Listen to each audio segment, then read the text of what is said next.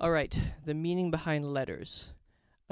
So when I revamped these songs, I decided to just completely rewrite all the lyrics. That was for a couple reasons. First of all, it was, I wrote a lot of these songs when I was like 23. I'm 35 now, so obviously a big difference in terms of, you know, outlook. And then also, we had a bunch of different singers come through the bands at different parts. So they wrote pieces as well. So I wanted to make sure that this project was just completely reflective of, my perspective.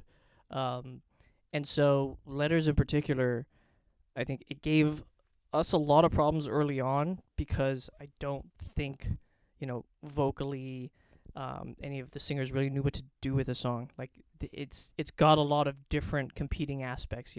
On the one hand, there's this hip hop groove, and there's a southern rock piece. Like so it was a weird song, and it truthfully used to be our shittiest.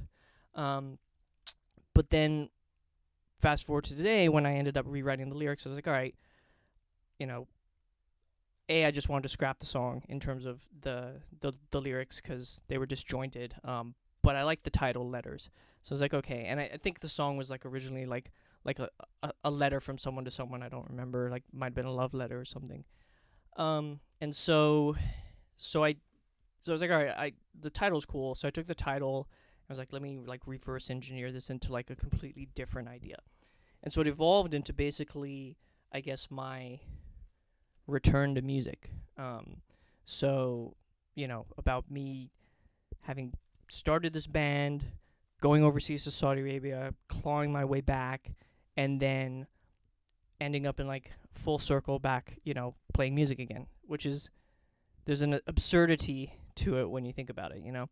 And so I wanted to capture all that in the song.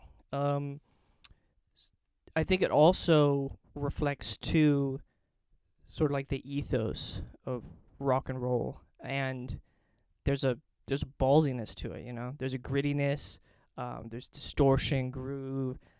The lyrics are like they're violent and insane in like portions, and there's also like a pride, I think, that you know rock music has, like a backbone to it. So I wanted to like put all that in there in its raw, glory. And yeah, and then finally, like I said, there's this like bizarre absurdity, surrealism that makes its way through the song. And so I picked a lot of that up off of artists like Frank Zappa and the Chili Peppers, and like the whole idea is that words are just words. I mean, sometimes they'll mean something, sometimes they don't. It's more so just how does it hit the listener as a texture almost. What do the words sort of like, how do they land on your ear? And so that was sort of the perspective and what I took. And a good example of that, my favorite line in the song is polyamorhythmic stochastic tribadism. And uh, basically, I just pulled that out of my ass. Like, so in music, you have polyrhythms, which are basically like multiple different types of rhythms that rest on one another, and they interlock to make this weird sort of like Frankenstein um, rhythm. And then you have like polyamorism, and so I just blended that word into polyamorhythmic. And then stochastic is this concept in statistics, which is basically just like the degree of randomness of any distribution. And then finally, tribadism. I'll let you guys look that up. So yeah, it's a dope song. It's one of my favorites. Give it a listen. Hope you enjoy.